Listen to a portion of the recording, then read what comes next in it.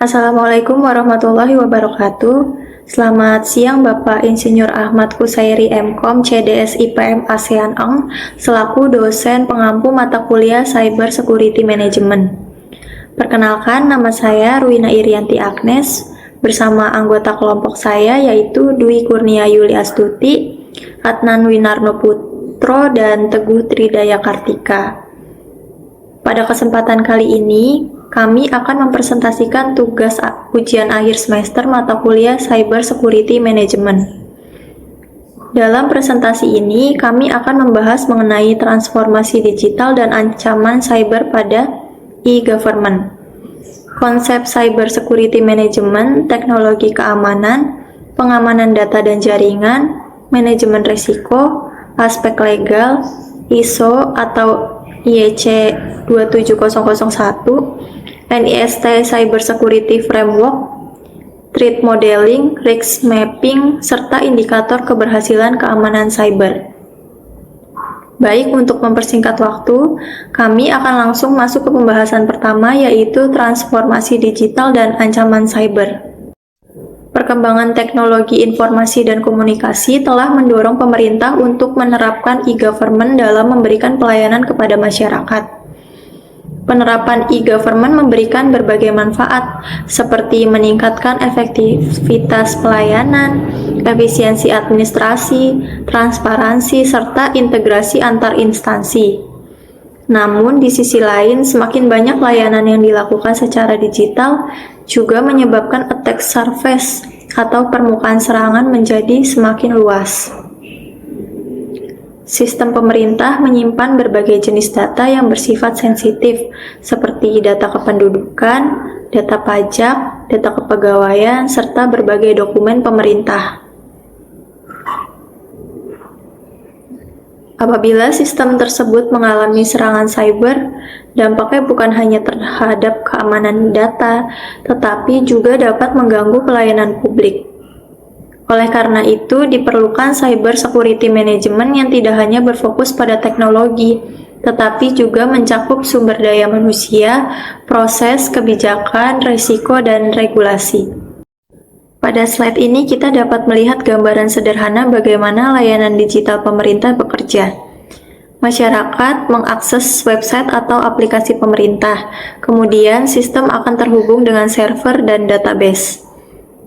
Data yang diproses dapat berupa identitas masyarakat, data administrasi, data keuangan, data perizinan, hingga data kepegawaian. Karena data yang dikelola sangat penting, terdapat beberapa risiko utama yang perlu diperhatikan. Di antaranya adalah kebocoran data, ransomware, DDoS, phishing, manipulasi data, serta pengambil alihan akun.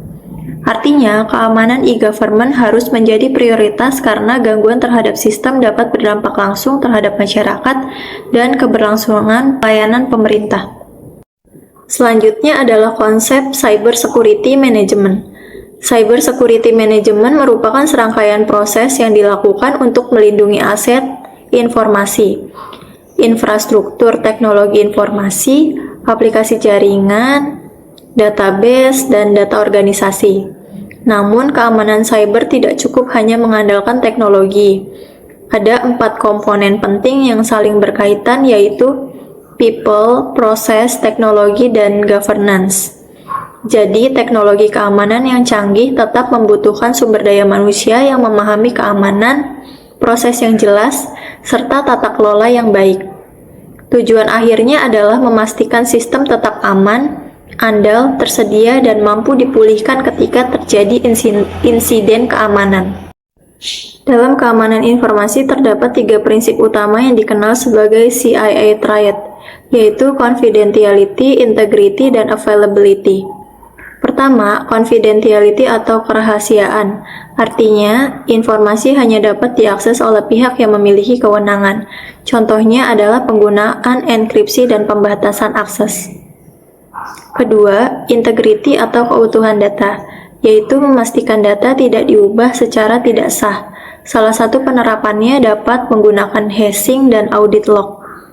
Ketiga, availability atau ketersediaan, yaitu memastikan sistem dan data tetap tersedia ketika dibutuhkan.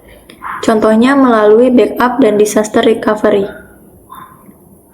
Dalam konteks e-government, ketiga prinsip tersebut sangat penting. Data kepegawaian misalnya hanya boleh diakses oleh petugas yang berwenang. Setiap perubahan data harus tercatat, dan portal pelayanan harus tetap tersedia bagi masyarakat. Selanjutnya adalah teknologi keamanan jaringan. Teknologi keamanan yang digunakan secara berlapis yaitu yang pertama firewall, menyaring lalu lintas jaringan, yang kedua yaitu IDS, mendeteksi aktivitas mencurigakan, yang ketiga IPS, mendeteksi dan memblokir serangan, dan yang keempat yaitu VPN, mengenkripsi koneksi, lalu yang kelima MFA, yaitu memperkuat autentikasi, lalu EDR, melindungi endpoint dari malware atau ransomware, lalu yang terakhir yaitu SIEM, yaitu mengumpulkan dan menganalisis log keamanan. Yang selanjutnya yaitu pengamanan data dan jaringan. Perlindungan data dalam organisasi yaitu berupa pengamanan data, klasifikasi informasi, enkripsi data, backup berkala, data loss prevention, role-based asset control, dan audit log. Lalu untuk pengamanan jaringannya yaitu menggunakan FLIN, Network Access Control, dan Zero Trust Architecture. Dengan prinsip Zero Trust yaitu Never Trust, Always Verify. Selanjutnya yaitu metodologi keamanan siber. Terdapat 5 tahapan manajemen risiko yaitu yang pertama, risk assessment, terdapat identifikasi aset, pengguna, dan ancaman. Lalu yang kedua, risk analysis, yaitu menilai kemungkinan dan dampaknya. Dan yang ketiga, risk mitigation, yaitu menghindari, mengurangi, mengalihkan, atau menerima risiko. Dan yang keempat yaitu security implementation, berupa menerapkan pengamanan fisik, teknis, dan administratif. Lalu tahapan yang terakhir yaitu monitoring dan evaluation, yaitu audit, vulnerability assessment, penetration testing, dan monitoring log. Selanjutnya, aspek legal keamanan siber, yaitu regulasi yang mendukung keamanan e-government UU ITE, yaitu berupa informasi elektronik, transaksi elektronik, akses ilegal, peretasan, malware, dan bukti elektronik.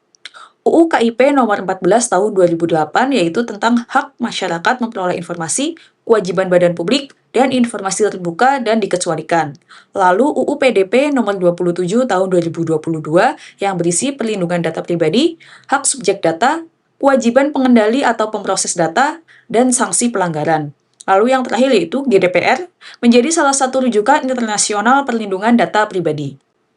Selanjutnya yaitu ISO atau IEC 27001, Information Security Management System atau ISMS. ISO IEC 2701 merupakan standar internasional untuk membangun dan mengelola sistem manajemen keamanan informasi.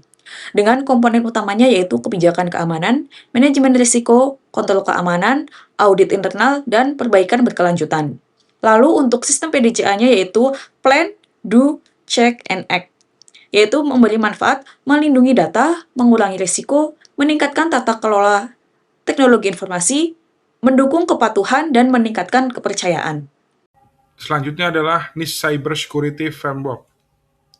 NIST CSV 2.0, 6 fungsi utama yaitu Govern, Identify, Protect, Detect, Respond, dan Recover.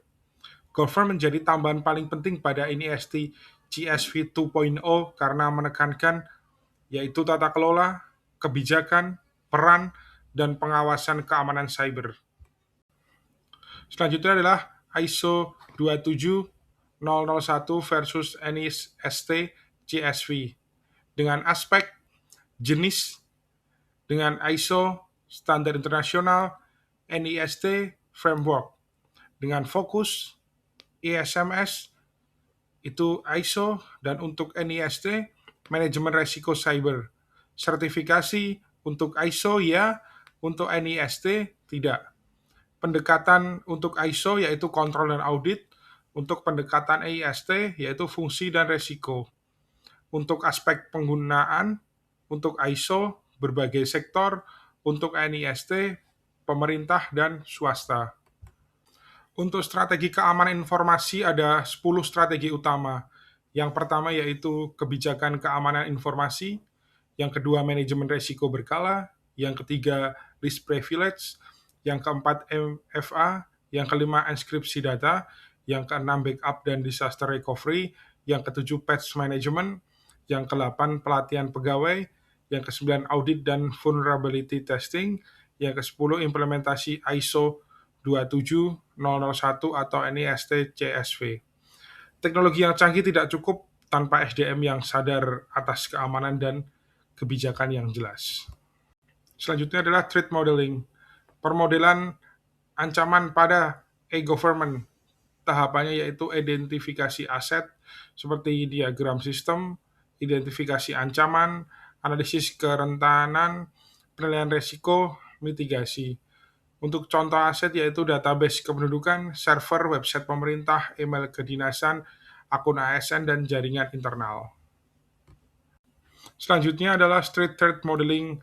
Ada 6 kategori ancaman, yaitu straight untuk S, spoofing ancamannya untuk contoh di e-government adalah akun ASN dicuri, untuk T adalah tampering, contoh e-government adalah data dimanipulasi, untuk R, repudiation, yaitu menyangkal aktivitas, untuk I yaitu information disclosure, yaitu data masyarakat bocor, untuk D, denial of service, yaitu DDoS, untuk E, evaluation of privilege, penyalahgunaan hak admin. Selanjutnya saya akan menjelaskan tentang risk mapping, pemetaan risiko pada e-government. Risikonya terbagi menjadi 6 tingkatan. Yang pertama adalah ransomware, kebocoran data, DDoS, gangguan server, insider threat, dan human error. Dengan level dari yang sangat tinggi sampai dengan sedang. Dan prioritas utamanya adalah ransomware, kebocoran data, DDoS, gangguan server. Selanjutnya model keamanan cyber lanjutan pada e-government. Defense in-depth, berlapis, terintegrasi, dan berkelanjutan. Penggunanya adalah masyarakat, instansi pemerintah, dan ASN atau pegawai. Berinternet melalui akses yang aman berupa HTTPS, VPN, MFA, dan device compliance.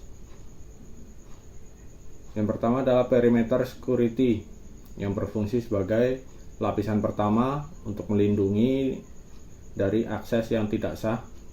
Yang kedua, web security yang berfungsi melindungi aplikasi web dari berbagai serangan.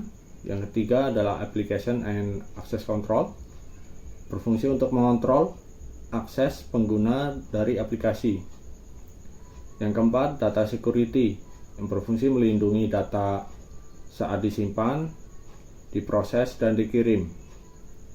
Yang kelima, infrastruktur and operation, berfungsi menjaga ketersediaan dan keberlanjutan layanan. Dan yang keenam, monitoring and response. Yang selanjutnya di backup and disaster recovery, berfungsi untuk menjamin keberlanjutan layanan ketika terjadi gangguan. Tujuan keamanannya adalah untuk kerahasiaan, integritas, ketersediaan, kepatuhan, dan keberlanjutan layanan. Simulasi serangan ransomware pada e-government dengan skenario administrator menerima email phishing dan mengklik tautan berbahaya. Alurnya adalah yang pertama, email phishing diterima. Yang kedua adalah administrator mengklik tautan berbahaya. Yang ketiga, malware dieksekusi. Yang keempat, deteksi oleh EDR atau antivirus. Yang kelima, peringatan ke SIEM. Yang keenam, isolasi dan penanganan awal. Yang ketujuh, pemulihan data dan sistem. Dan yang kedelapan adalah analisis dan perbaikan. Tujuan simulasinya adalah untuk menguji efektivitas deteksi dan respon insiden. Yang kedua, meminimalkan dampak serangan ransomware. 3, memastikan layanan publik tetap berjalan. Dan yang keempat, meningkatkan kesiapsiagaan tim keamanan. Hasil yang diharapkan adalah serangan berhasil dideteksi lebih cepat, penyebaran malware dapat dicegah, data dan layanan dapat dipulihkan, risiko serangan di masa depan dapat berkurang. Kunci utamanya adalah kesadaran pengguna, teknologi, proses, monitoring, sama dengan ketahanan cyber yang kuat. Indikator keberhasilan, bagaimana mengukur keamanan cyber? Target yang dicantumkan dalam makalah adalah penurunan insiden keamanan lebih dari sama dengan 30%, MTTD kurang dari 30 menit, MTTR kurang dari 4 jam, availability layanan lebih dari sama dengan 99,9%, kepatuhan kebijakan 95%, keberhasilan backup dan recovery 100%. Kesimpulannya yang pertama, Cyber Security Management merupakan kombinasi teknologi, manusia, proses, risiko, dan tata kelola. Yang kedua, e-government memiliki risiko tinggi karena mengelola data, masyarakat, dan layanan publik. Perlindungan harus mencakup CIA Triad, confidentiality, integrity, dan availability. Yang keempat, threat modeling dan risk mapping, membantu menentukan prioritas risiko. Yang kelima, Undang-Undang ITE, Undang-Undang KIP, dan Undang-Undang PDP menjadi bagian penting dari aspek legal keamanan siber di Indonesia. Yang keenam, ISO atau IEC 27001 dan NIST CSF dapat digunakan sebagai kerangka pengelolaan keamanan. Dan yang terakhir adalah sistem yang ideal harus mampu mencegah, mendeteksi, merespon, dan memulihkan serangan cyber. Terima kasih.